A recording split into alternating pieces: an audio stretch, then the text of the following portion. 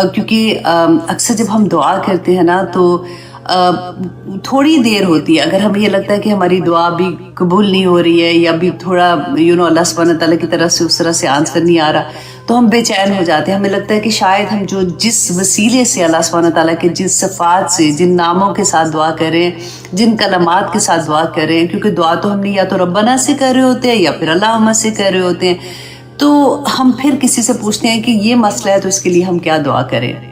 तो मैं ये हदीस जब पहली दफ़ा भी पढ़ी थी तो मुझे बहुत अच्छी लगी थी, बल्कि मैंने फिर सारा एक ही पेपर पे लिख के याद भी कर ली कि अल्लाह सुब्हानहू व तआला के जो रसूल अल्लाह ने बताया था कि इसमें आज़म कौन से हैं जिनके थ्रू, जिनकी साथ अगर दुआ मांगी जाए तो अल्लाह सुब्हानहू व तआला दुआ कबूल करते हैं। तो आज इंशाल्लाह उसी को देखेंगे, और मैं आपसे ये भी कहूँगी कि आप लोग प्लीज़ पेपर पेन लीजिए और उसको लिखें। और अगर अभी नहीं लिख सकते, अगर आपके पास पेपर पेन नहीं है जल्दी में, तो आप उसको थोड़ा सा याद करेंगे। आपको इंशाल्लाह मैं आज याद करवा देती हूँ, आपको आसानी से हो जाएगी। वरना आप दोबारा से भी देख के तो फिर आप अपने लिख सकते हैं। वरना मैं अपनी वो जो टीम है मैं उनको भी कह दूंगी कि वो दोबारा से ये जो मैं बोलूँगी कलमात वो लिख दें, क्योंकि हर एक को नहीं आते हैं, तो फिर आसानी हो जाएगी इंशाल्लाह। जामे तिरमिज़ी की हदीस है 3544 कि रसूलुल्लाह सल्लल्लाहु अलैहि वसल्लम एक दिन मस्जिद में आए तो देखा कि एक शख्स नमाज पढ़ रहा है। डेफिनेटली वो नफली नमाज होगी, क्योंकि जमात के साथ तो नहीं हो रही थी ना। तो नमाज पढ़े, और नमाज पढ़ने के बाद जब उसने दुआ की है तो जो कलमात पढ़े, तो रसूलुल्लाह सल्लल्लाहु अलैहि वसल्लम ने सहाबा वहाँ पे जो थे मस्जिद में उनको कहा कि क्या तुम जानते हो कि इसने किन कलमात के साथ दुआ मांगी है अल्लाह सुब्हानहू व तआला से? तो सहाबा हमेशा ये कहते थे कि अल्लाह और उसके रसूल बेहतर जानते हैं। तो रसूलुल्लाह सल्लल्लाहु अलैहि वसल्लम ने फरमाया कि इसने उन कलमात से दुआ मांगी है कि अगर उसके बाद जो भी दुआ मांगी जाए अल्लाह सुब्हानहू व तआला उसको कबूल करते हैं, और जो भी कोई चीज़ मांगी जाए अल्लाह सुब्हानहू व तआला उसको अता कर देते हैं। और वो कलमात क्या थे? अल्लाहुम्मा ला इलाहा इल्ला अंतल मन्नान, ए अल्लाह तेरे सिवा कोई माबूद नहीं है और बेशक तू ही एहसान करने वाला है। बदियुस समावाति वल अर्द, तू ही आसमान और ज़मीन को पैदा करने वाला है। या ज़ल जलाली वल इकराम, ए बुजुर्गी वाले और करम करने वाले मेरी दुआ को कबूल कर ले। ठीक है, ये वर्ड्स जो है ये बहुत आसान है आप लोगों को आसानी से, क्योंकि हम इतना ज़्यादा बोलते हैं ना। जैसे ला इलाहा इल्ला, ये तो सबको ही आता है, तो ला इलाहा इल्ला अंतल मन्नान। ठीक है, मन्नान नाम भी पाकिस्तान में बहुत कॉमन है, तो हमें वो भी आता है। तो उसके बाद अगर आप देखें बदियुस समावाति वल अर्द, वो भी हम लोग अक्सर बोलते हैं। और फिर उसके बाद या ज़ल जलाली वल इकराम, तो फिर ये भी हमें आता है। तो आप लोग ये याद कर लें कि इस तरह से हम लोगों ने जब भी दुआ मांगनी है तो हमने कौन से वर्ड्स इस्तेमाल करने हैं। और इसके बाद अच्छा, एक और हदीस में मैं देख रही थी, क्योंकि थोड़े से वर्ड्स डिफरेंट होते हैं। सॉरी, आज मेरा गला थोड़ा सा ऐसे, क्योंकि एलर्जीज है। मैं कोशिश करूंगी कि आहिस्ता आहिस्ता बोलती रहूं। अच्छा, एक और हदीस में ये था कि वो भी बहुत आसान है, अल्लाहुम्मा लकल हम्द, ये भी आप लोगों को आता है। अल्लाहुम्मा लकल हम्द ला इलाहा इल्ला अंत, कि तेरे सिवा कोई माबूद नहीं है। या हनानो, या मनान, या बदियुस समावाति वल अर्द, या ज़ल जलाली वल इकराम, वही सारे नाम हैं अल्लाह सुब्हानहू व तआला की सिफात के साथ। जब हम पुकारते हैं बस शुरू में अल्लाहुम्मा लकल हम्द ला इलाहा इल्ला अंत, और फिर वही तीनों नाम आप लोगों ने याद करने हैं और उसके साथ आप दुआ करेंगे। तो रसूलुल्लाह सल्लल्लाहु अलैहि वसल्लम का वादा है कि जो मांगेंगे अल्लाह सुब्हानहू व तआला अता करेंगे इंशाल्लाह। और दुआ करते वक्त अल्लाह सुब्हानहू व तआला से ये भी दुआ कीजिएगा, या पाक परवरदिगार, मैं नहीं जानती कि ये काम जो मैं आपसे कह रही हूँ, जो दुआ में मांग रही हूँ, वो मेरे हक में बेहतर है कि नहीं। या पाक परवरदिगार मेरे हक में इस दुआ को बेहतर करके कबूल कर ले। तो इंशाअल्लाह अल्लाह सुब्हानहू व तआला हमारी दुआओं को ज़रूर कबूल करेंगे। अच्छा जी, एक और थी जामे तिरमिज़ी में, इसमें आज़म की ही हदीस एक और तरह से भी आती है। 3478 इसका नंबर है। मैं इसलिए बताती हूँ कि आप लोग खुद भी इसको इंशाल्लाह देख सकते हैं। रसूलुल्लाह सल्लल्लाहु अलैहि वसल्लम ने फरमाया कि अल्लाह का इस्म आज़म इन दो आयात में है। एक कौन सी थी? सूरत अल-बकरा की आयत नंबर 163 आया नंबर जो है वो भी अंडरलाइन कर लें। वो सूरत अल-बकरा की व इलाहुकुम इलाहुम वाहिद ला इलाहा इल्ला हुवर रहमानुर रहीम, کہ اور تم سب کا معبود ایک ہی معبود ہے جو برحق ہے، اس کے سوا کوئی عبادت کے لائق نہیں، وہ رحمان اور رحیم ہے۔ تو یہ بھی آیا ہے ایک آتی۔ اور پھر سورت آل عمران کی جو شروع میں ہے نا، نمبر 1 اور نمبر 2 الف لام میم، اور پھر آتا ہے اللہ لا الہ الا هو الحی القیوم، جو آیت الکرسی جیسے ہم پڑھتے ہیں نا، بالکل وہی آیات ہے۔ تو ان دو میں بھی رسول اللہ صلی اللہ علیہ وسلم نے فرمایا تھا۔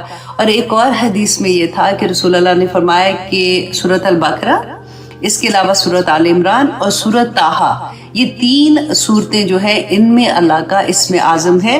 تو جعفر دمشقی جو ہے رحمہ اللہ علیہ کہتے ہیں کہ میں نے ان تینوں صورتوں کو غور کیا، ان کو دیکھا، تو مجھے یہ لگا کہ ان تینوں میں جو کامن آیات جو ان کو نظر آئی تھی کہ جیسے سورت البقرہ میں ہم آیت الکرسی پڑھتے ہیں تو اللہ لا الہ الا هو الحی القیوم، ٹھیک ہے۔ تو سورت آل عمران میں الف لام میم اللہ لا الہ الا هو الحی القیوم، اور سورت طٰہٰ میں وعنت الوجوہ للحی القیوم۔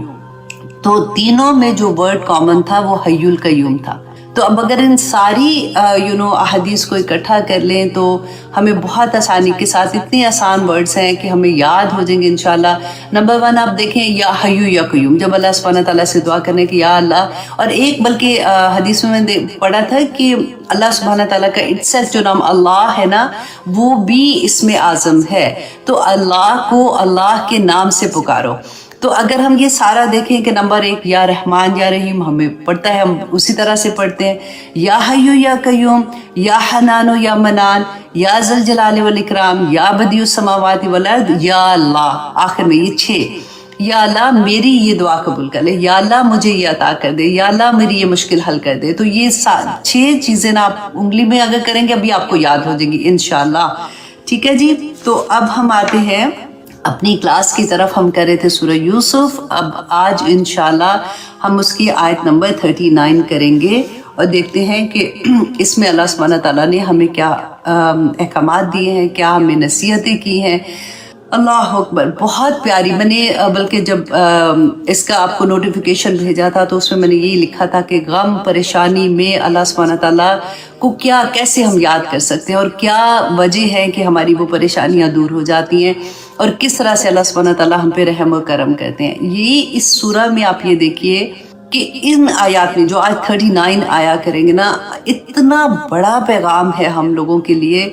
حضرت یوسف علیہ السلام کی زندگی میں ہم نے دیکھا کہ کیا کچھ نہیں ہوا، ابھی تک ہم یہ دیکھ رہے ہیں کہ وہاں سے جب ان کے بھائیوں نے ان کو کنویں میں پھینکا تھا، پھر مصر کے بازار میں بکے، پھر وہ جو عزیز مصر کے گھر میں جو الزام ان کے اوپر آتا ہے، کس طرح سے خود سے مانگتے ہیں کہ اللہ مجھے جیل میں بھیج دے، اور خود یہ کہتے ہیں کہ زندہ انسانوں کا قبرستان جیل ہے۔ اتنے مشکل حالات میں بھی وہ اپنا کام نہیں بھولے۔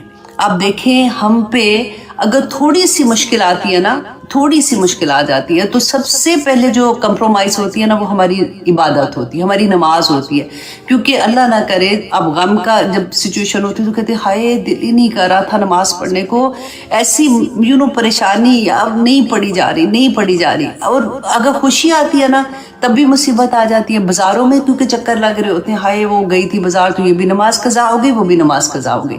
ہر دفعہ بھی خوشی غمی میں کمپرومائز ہماری نمازیں، ہماری عبادات ہوتی ہیں۔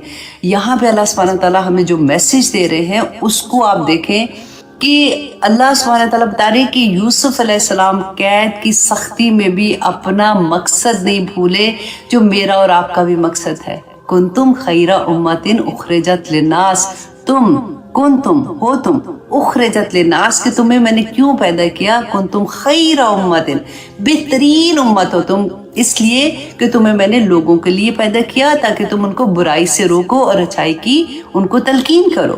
یہی ہے نا ہم لوگوں کا کام۔ یہی سبق اس آیا میں آپ کو، یہ 2 آیات ہیں جو توحید کے بارے میں اتنی پیاری آیات ہیں کہ وہاں پہ بھی جب اتنی پریشانی میں، حالانکہ عام بندہ جیسے اگر دماغ میں آتا ہے تو بندہ سوچے کہ مجھے ملا کیا ہے کہ میں اللہ کی توحید اب اس کو بھی بتا رہا ہوں، میں جب سے پورا کوشش کر رہا ہوں کہ میں کوئی غلط کام نہیں کروں، اور پھر مشکل پہ مشکل سنتے ہیں نا، بعض لوگ کہتے ہیں کہ میری تو مشکلیں نہیں ختم ہوتی، ایک ختم نہیں ہوتی تو دوسری آ جاتی، دوسری ختم نہیں ہوتی تیسری آ جاتی ہے۔ یہاں پہ حضرت یوسف علیہ السلام کا حوصلہ، ان کا صبر، اور اس کے باوجود جو مقصد ان کی زندگی کا تھا اس پہ کس طرح سے فوکس جیسے ہوتے ہیں، موقع جہاں پہ ملا فوراً وہی بات کر دی، کیونکہ ان کا وہ کہتے ہیں نا سورج مکھی کے پھول کی طرح ان کا فوکس ادھر ہی تھا. ان کو ہر وقت یہ لگتا تھا کہ ان کو یہ میسج تو مجھے اور آپ کو ہے نا، ہمیں ہر وقت یہ لگنا چاہیے کہ جہاں پہ ہمیں موقع ملے ہم فوراً اللہ سبحانہ تعالیٰ کا پیغام لوگوں تک پہنچاتے رہیں. اب یہاں پہ انشاءاللہ اور بھی بات کرتے ہیں اس کے بارے میں کہ آیت نمبر سورہ یوسف آیت نمبر 39 اللہ سبحانہ تعالیٰ فرماتے ہیں کہ اب یوسف علیہ السلام کے پاس جب وہ 2 قیدی جو تھے ان کے ساتھ تھے وہ آتے ہیں، ان سے خواب کی تعبیر پوچھتے ہیں. اب یوسف علیہ السلام کو پتا ہے کہ ان کا ایک مقصد میرے پاس پھنس گیا ہے، مطلب وہ پوچھنا چاہ رہے ہیں، تو اس کو وہ کیش کرتے ہیں اور کہتے ہیں یا صاحب یسجنی، اے میرے دوستو قید خانے کے، ارباب متفرقون خیر، کیا ڈیفرنٹ، کیا بہت زیادہ جو رب ہیں متفرق علیحدہ علیحدہ جدا جدا جو رب ہیں وہ بہتر ہے، ام اللہ، یا پھر اللہ جو کہ الواحد القہار، کہ جو واحد ہے، جو اکیلا ہے اور جو زبردست ہے. یہ بات ہے کہ اس کو اسی وقت اس نے سب سے پہلے دیکھیں یہ نہیں کہا کہ تم جیسے ہمارا ہوتا ہے کہ سب سے پہلے ہائے نیل پالش لگا کے آگے کہ تمہیں پتہ نہیں ہے کہ تم نے نماز پڑھنی ہے. ہم اصل بات چھوڑ کے یہ چھوٹی چھوٹی باتوں پہ نا پہلے لوگوں کو بھگا دیں گے. جس نے جو مشکل سے کبھی مسجد میں آ ہی گیا ہے اس کو آپ نے یہ کہہ کے کہ دوپٹہ ٹھیک کرو، یہ سر میں ایک بال نظر آ رہا ہے تو 4 بال نظر آ رہے ہیں تو ایسے نہیں کرنا. اصل بات کیا ہے کہ جس کو اللہ سے محبت ہو جائے گی نا، جس کو توحید کی سمجھ آ جائے گی، اس کے لیے سارا کچھ آسان ہو جاتا ہے. اس کے لیے پھر وہی بات ہوتی ہے نا، جیسے میں اکثر یہ بات کہتی ہوں کہ جب نئی منگنی ہوتی ہے تو پھر بندہ بس اسی کے رنگ میں رنگ جاتا ہے کہ ان کو یہ پسند ہے، ان کو یہ پسند ہے، وہ یہ کھانے میں پسند کرتے ہیں، ان کو یہ کلر پسند ہے، وہ ایسے بیٹھنا پسند کرتے ہیں، تو ہم پوری کوشش کرتے ہیں کہ اسی رنگ میں رنگ جائے نا. تو بالکل وہی بات ہے کہ جس کو اللہ سے محبت ہو جائے گی نا، پھر اس کو یہ باتیں بتانے کی ضرورت نہیں، وہ خود بخود کوشش کرے گی کہ مجھے یہ بھی پتہ چلے کہ میرے اللہ کو کیا پسند ہے، مجھے یہ بھی پتہ چلے کہ میرے رب کو کیا پسند ہے. اب دیکھیے کہ مکہ میں جب اسلام آیا تھا، نیا آیا تھا، تو سب سے پہلے کیا تھا؟ نمازیں تو ابھی تک فرض نہیں ہوئی تھی، نہ زکوٰۃ فرض ہوئی تھی، نہ حج فرض ہوا تھا، کچھ بھی نہیں تھا. بیسیکلی کیا تھا کہ پورے 13 سال رسول اللہ صلی اللہ علیہ وسلم نے سب جو بھی صحابہ تھے نا ان میں توحید کو کوٹ کوٹ کر بھر دیا تھا. ایک ہی بات، آپ پوری مکی دور کی صورتیں نکال کے دیکھیں، توحید پہ، رسول اللہ صلی اللہ علیہ وسلم کی اتباع پہ اور آخرت، یہ 3 چیزوں پہ کام تھا. تبھی تو صحابہ کا یہ حال تھا کہ ان کو آپ دیکھیں حضرت حباب رضی اللہ عنہ کا میں واقعہ پڑھی تھی، اللہ اکبر، کہ ان کو وہ سفر میں جا رہے تھے تو مسلمہ کذاب کے ہاتھ لگ گئے. اب اس نے کیا کیا، اس کو پتا تھا یہ صحابی رسول ہے، اس نے کہا کہ تم مجھے رسول مانو، کیونکہ آپ دیکھیں اس زمانے میں رسول اللہ کے زمانے میں یہ مسلمہ کذاب جو تھا اس نے دعویٰ کر دیا کہ وہ نبی ہے، ٹھیک ہے، اور اس کے علاوہ ایک عورت نے بھی دعویٰ کیا تھا. تو رسول اللہ صلی اللہ علیہ وسلم نے اپنی زندگی میں اس کے اگینسٹ فوج بھی بھیجی تھی، لیکن کیونکہ رسول اللہ کا وصال ہو گیا تھا تو وہ نہیں جا سکے تھے. تو اس کے بعد حضرت ابو بکر صدیق کے زمانے میں پھر اس کو قتل کیا گیا تھا. لیکن آپ دیکھیں کہ رسول اللہ کے زمانے میں بھی یہ فتنے تھے، اور یہ نہیں تھا کہ اس نے دعویٰ کر دیا، اتنے لوگ آپ پڑھ کے دیکھیے گا کہ اس کے پیچھے لگ گئے تھے اور اس کو وہ مانتے تھے. اور جو عورت نے دعویٰ کر دیا تھا پھر ان دونوں نے آپس میں شادی کر لی تھی اور ایک بہت زیادہ لوگ ان کے پیچھے لگ گئے تھے. تو اس وقت جو حضرت حباب تھے، ان کو جب اس نے یہ کہا کہ تم یہ مانو کہ میں رسول ہوں، تو حضرت حباب نے دیکھیں اس وقت بھی اس نے ایک ہی بات کہ میں یہ نہیں مان سکتا، میں رسول اللہ صلی اللہ علیہ وسلم نے جو پیغام لے کے آیا ہے میں اللہ پہ یقین رکھتا ہوں اور اللہ ہی واحد ہے اور لا الہ الا اللہ کہتے ہیں. اس کے بعد اس نے کیا کیا کہ ان کا ایک جیسے پہلے بازو کاٹنا شروع کیے، ایک بازو کاٹا، اتنا جیسے درد، آپ سوچیں کیا حال ہوگا. ایک ہی بات، لا الہ الا اللہ، اس نے کہتے ہیں اس کے پورے جسم کے پیس ایک ٹکڑے جیسے کر دیے. اور ایک جب تک ان کی جان تھی نا، ان کی زبان چل رہی تھی، وہ ایک ہی لفظ بول رہے تھے کہ لا الہ الا اللہ، اللہ کے سوا کوئی معبود نہیں ہے. تو یہ لا الہ الا اللہ، ہم لوگ کیا کرتے ہیں کہ ہاں جی لا الہ الا اللہ، میں گواہی دیتی ہوں کہ اللہ کے سوا کوئی معبود نہیں ہے، تو ہماری صرف وہ لپ سنگنگ ہوتی ہے، ہمیں پتہ نہیں ہوتا کہ یہ کتنا بڑا کلمہ ہے.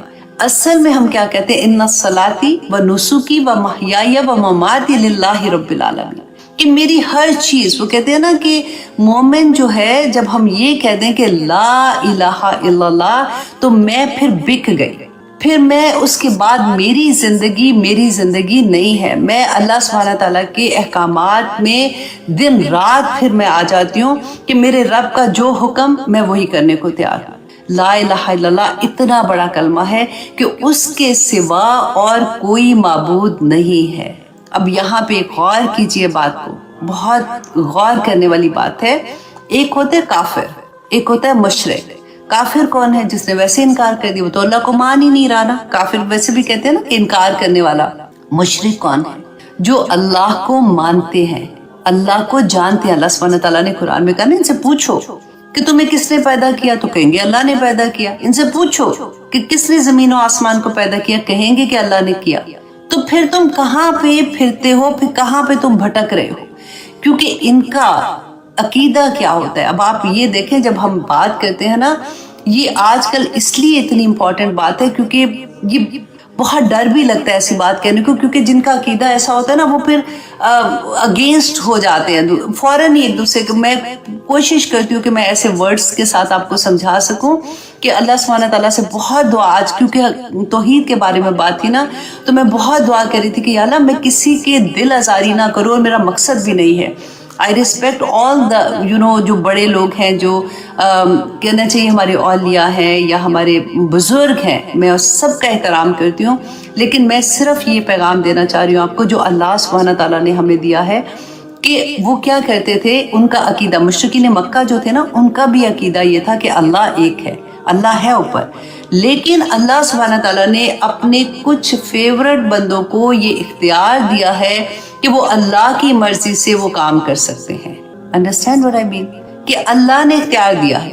تو آج کل آپ اپنے ارد گرد دیکھیں، اللہ نہ کرے کہ وہ ہم میں سے کوئی ہو، لیکن اس لیے بھی ضروری ہے کہ اگر کبھی بھی دل میں کوئی ایسی چیز آ جائے تو ایسی باتیں پھر ہمیں مضبوط کر دیتی ہیں اپنے عقیدے کے اوپر، کہ جب ہم کہتے ہیں کہ یہ رب نواز ہے، یا پھر ہم کوئی ایک ورڈ میں زیادہ نہیں بولنا چاہتی، آپ لوگوں کو پتہ ہے داتا گنج بخش کے وہ دینے والا، مطلب ہم وہاں پہ جا کے دیکھیں، احترام کرنا ایک اور بات ہے۔ یہ لوگوں نے کیا کیا تھا کہ جو ان کے بزرگ تھے نا، جو ان کے نیک لوگ تھے، انہی کے بت بنائے تھے۔ خانہ کعبہ میں 360 بت تھے، لات، منات، عزا، وہ جو بھی انہوں نے نام رکھا ہوا تھا، تو وہ ان کے ایسے لوگ تھے جو ان کے نیک لوگ تھے، انہوں نے ان کے بت بنا دیے تھے۔ آج ہم نے کیا کیا؟ آج ہم نے ان کی قبروں پہ ایسی چیزیں بنا دی کہ پھر ہم جاتے ہیں چادریں چڑھانے، پھر ہم جاتے ہیں ایسی ساری چیزیں کرنے۔ اور الحمدللہ جن کو سمجھ ہے نا، وہ تو احترام کے لیے جاتے ہیں، لیکن آپ زیادہ تر لوگوں کو دیکھیں جو منتیں مانگنے جاتے ہیں، جو وہاں پہ ان کا یہ عقیدہ ہوتا ہے کہ وہاں پہ جاؤں گی، وہاں پہ جا کے میں یہ منت مانگوں گی، یہ دعا مانگوں گی، تو میری دعا ان کی وجہ سے قبول ہو جائے گی۔ اللہ سبحانہ تعالیٰ یہ 2 آیات ہی اگر ہماری زندگی میں اتر جائے نا، تو ہمیں اچھے سے سمجھ آ جاتی ہے۔ لیکن رسول اللہ صلی اللہ علیہ وسلم ایک دن حتیم وہ ایریا نا جو ڈی سی بنی ہوئی ہے، جو خانہ کعبہ ہی ہے کا حصہ ہے بیسیکلی، نماز پڑھ رہے تھے، تو مشرکین مکہ نے جب دیکھا ان کو، تو دیکھا کہ اکیلے ہیں، تو پیچھے سے کہتے وہ چادر ان کے گلے میں ڈال کے نا، تو زور سے اس کو بند کرنا شروع کیا، تو ان کو سانس رکنا شروع ہو گیا۔ جیسے ہی حضرت ابوبکر صدیق کو پتہ چلا، وہ بھاگے آئے اور انہوں نے ان کو چھڑایا، اور یہی لفظ بولا کہ تم کیوں اس کو مارنا چاہتے ہو؟ صرف اس لیے کہ وہ ایک اللہ کی بات کرتا ہے، وہ کہتے ہیں کہ ایک رب سے مانگو۔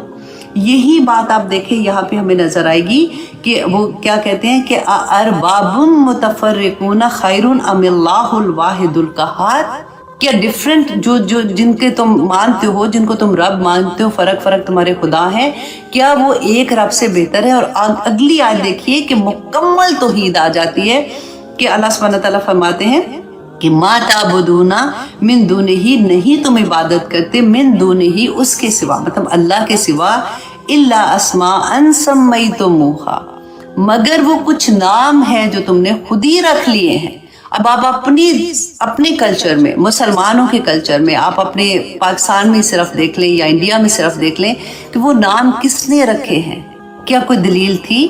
کیا قرآن میں آیا؟ کیا رسول اللہ نے کوئی دیا؟ کیونکہ دین تو مکمل ہو گیا تھا، اس کے بعد تو کوئی دین نہیں آیا نا، تو وہ نام کس نے رکھے ہیں؟ اللہ سبحانہ تعالیٰ یہ بتا رہے ہمیں کہ ما تعبدون من دونہ الا اسماء سمیتموہا انتم و آباؤکم، تم نے اور تمہارے آباء و اجداد نے. نہیں، میرے تو میری امی اور میرے دادا وغیرہ سارے تو اس قبرستان وہ جاتے تھے، اس جو بھی کہتے مزار پہ جاتے تھے، وہ تو دعائیں وہیں پہ مانگتے تھے تو دعا قبول بھی ہو جاتی تھی. ہمارے ایک جاننے والے تھے، مطلب اس طرح سے جاننے والے جیسے دور کے تھوڑے تھے، تو وہ بچے کا نام انہوں نے اللہ دتا رکھا، اللہ دتا نہیں، انہوں نے کیا رکھا تھا، پیراں دتا. اللہ اکبر. جب میں نے پوچھا ان سے، میں نے کہا جی آپ نے یہ نام بچے کا کیوں؟ اب تو وہ خیر بڑا ہو گیا ہوگا، جب میں پاکستان میں تھی میں تب کی بات بتا رہی ہوں. تو انہوں نے کہا کہ یہ ہمارے پیروں کی دعا ہے. اللہ اکبر. ایسے پتہ یہ میں اکثر یہ کہتی ہوں کہ یہ لوگ برے نہیں ہوتے، ان کو پتہ نہیں ہے. اگر ان کو یہ پتہ لگے کہ توحید کیا چیز ہے، شرک کتنی بری بات ہے، کہ اللہ سبحانہ تعالیٰ کہتے ہیں کہ اس کی تو معافی ہی نہیں ہے انلیس کہ بندہ اپنی زندگی میں توبہ کر لے. تو اتنی بڑی بات ہے. ہمارے ارد گرد جو لوگ ہوتے ہیں، اسپیشلی آپ دیکھیں ہمارے کام والے جب آتی ہیں تو ان میں تو بہت زیادہ ایسی بات ہوتی ہے کہ باجی فلاں جگہ پہ میں گئی تھی، میں نے یہ وہاں پہ دعا کی تھی تو میری قبول ہوئی. دھاگے باندھے ہوتے ہیں یا اس طرح والی چیزیں ہوتی ہیں. ہمارا فرض بنتا ہے دیکھیں ہم ان کو ایجوکیٹ کریں. اگر ہمیں پتہ چل گیا ہے تو ہم دوسروں کو بتائیں تاکہ وہ اس شرک سے بچ جائیں. کیونکہ اللہ سبحانہ تعالیٰ نے تو بتا دیا کہ وہ کچھ نام ہیں جو تم نے یا تمہارے آباء و اجداد نے رکھے ہیں. ما انزل اللہ بہا من سلطان، اللہ نے کوئی دلیل نہیں بھیجی ہے. ہمارے پاس کیا دلیل ہے؟ اگر ہم کوئی پوچھے کہ اچھا بھی تمہارے پاس کیا دلیل ہے، تو جتنے نبی جتنے رسول آئے تھے اللہ سبحانہ تعالیٰ کی پیغام ہی لے کے آئے تھے. وہ دلیل تھی اللہ سبحانہ تعالیٰ نے جو کہا کہ اللہ واحد ہے. اور پھر جو کتابیں تھیں، جو صحیفے تھے، وہ اللہ کی طرف سے دلیل تھے. جو انہوں نے نہیں کہے تو وہ اس کے بعد تو کوئی بات ہی نہیں رہ جاتی ہے نا. تو اللہ سبحانہ تعالیٰ نے فرمایا ان الحکم الا للہ، کہ بے شک حکم، بے شک جو فیصلہ ہے ہماری زندگی میں وہ صرف اللہ کا ہوگا. ہر فیصلہ جو ہماری زندگی میں ہوتا ہے، ہر حکم اللہ کا چلتا ہے. اللہ سبحانہ تعالیٰ کے حکم کے بغیر اگر ہم کسی اور کا حکم، آپ یہ سوچ لیں کوئی کام آپ زندگی میں کرتے ہیں اور اگر آپ کو یہ لگتا ہے نا کہ یہ کام اللہ نے تو اس کا نہیں کہا ہوا، لیکن کیونکہ میں اب سوسائٹی میں رہتے ہیں، اب کیونکہ یہ وجہ ہے، تو آپ سوچ لیجئے کہ دوسرا خدا آپ نے اپنے نفس کو بنا لیا ہے، دوسرا خدا آپ نے اپنے رشتہ داروں کو بنا لیا ہے، دوسرا خدا اپنے ماں باپ کو بنا لیا. ہر چیز میں دیکھیں ماں باپ کی عزت احترام کرنا تو اللہ نے بتایا نا ہمیں. لیکن یہاں پہ اللہ سبحانہ تعالیٰ نے کیا بتایا کہ اگر اللہ کے اگینسٹ کوئی چیز، ہمارے ماں باپ، ہمارے خامند یا کوئی بھی اگر ہوتا ہے تو وہ اسی زمرے میں آ جائے گا. اگر آپ اس 2 آیات پہ آج آپ غور کر کے بیٹھ جائیے گا کہ کیا، تو آپ کے اوپر توحید کے وہ جیسے ہوتے ہیں نا پتھر کھلنا شروع ہو جائیں گے کہ اللہ اکبر. اتنی بڑی بات کہ 2 آیات میں اللہ سبحانہ تعالیٰ نے کہا دیا انل حکم الا للہ، کہ حکم جو ہے وہ صرف اللہ کا ہے. امرا، اس نے حکم دیا اللہ تعبدو الا ایاہ، کہ نہ عبادت کرو مگر صرف اللہ سبحانہ تعالیٰ کی. ذالک الدین القیم، یہی دین ہے، یہی راستہ جو ہے تمہارا زندگی کا وہ سیدھا راستہ ہے. ولیکن اکثر الناس لا یعلمون، لیکن اکثر لوگ نہیں جانتے، تو جب اللہ ہی کہہ دے کہ اکثر لوگ نہیں جانتے تو پھر ہمارا فرض بنتا ہے کہ جس کو سمجھ آتی ہے وہ یہ پیغام دوسروں تک پہنچا دے کہ توحید کیا ہے. جب کوئی انسان بھی آپ سوچ لیں جب وہ توحید پہ آ جائے گا نا تو باقی سارا کچھ آسان ہو جاتا ہے. پھر وہ خود سے لگن میں لگ جاتا ہے کہ مجھے کیسے اپنے رب کو راضی کرنا ہے. پھر وہ صبغۃ اللہ ڈھونڈنا شروع ہو جاتا ہے کہ وَمَنْ أَحْسَنُ مِنَ اللَّهِ صِبْغَةً، کہ اللہ کا رنگ مجھے کیسے چڑھانا ہے اپنے اوپر. اور پھر وہ چڑھاتے ہوئے بھی اس کو اتنی خوشی ملتی ہے. بعض لوگ ہوتے ہیں نا وہ تھکے ہوتے ہیں کہ یا اب یہ بھی کر لیا، اب یہ بھی کر لیا، اب کیا کرے. لیکن جو اللہ کی پہچان ہوتی ہے نا، جس کو توحید مل جاتی ہے اس کو سب کچھ مل جاتا ہے. یہ اتنی پیاری آیات تھی کہ مجھے اتنا کچھ کہنے کو ہے آنیسٹلی ان آیات میں، لیکن کیونکہ وہی بات ہوتی ہے کہ وقت کی کمی ہوتی ہے تو ہم لوگوں کا یہی کوشش ہوتی ہے کہ چلو کچھ آیات اور بھی آگے چلے جائیں. لیکن میں آپ سے ریکویسٹ کروں گی کہ پوری کوشش کیجیے گا کہ ان 2 آیات پہ تدبر کریں، سوچیں ایک ایک لفظ. ہم نماز میں پڑھتے ہیں نا کہ انی وجہت وجہی للذی فطر السماوات والارض حنیفا، وہ والی جو دعا ہے وہ بھی ضرور پڑھیے گا.